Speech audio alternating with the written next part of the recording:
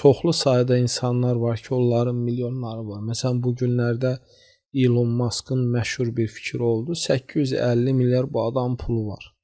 Amma xoşbəxt olmadığını bu və ya digər formada ifadə etdi və hamı düşdü onun üstünə. Əslində bu maraqlı bir məsələ idi ki, adamın bu qədər pul var, amma adam xoşbəxt olmadığını bildirir. Çünki pul hər şey deyil. Sizin daxilində iman yoxdursa, siz səbirli deyilsinizsə, çünki Quranda da Allah Taala deyir ki, biz sizi mütləq imtahana çəkəcəyik. Məsələn, niyə Allah Taala Quranda dəfələrlə deyir ki, Əstəğfirullah, innə ma'al usri yusra. Yəni hər bir çətinlikdən sonra bir asanlıq da olacaq. Amma insanların çoxu ilk çətinlik anında özlərini itirirlər, çökürlər. Və səbir də nə üçün lazımdır? Məsələn, mən son vaxtlar bunu təhlil edirəm.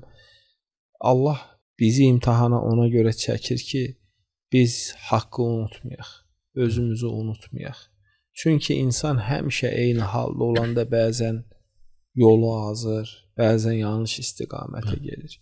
Bəzən Allah Taala bizə aclığı daddırır, bəzən pulsuzluğu daddırır ki, biz onun nemətin və qədərin bilək.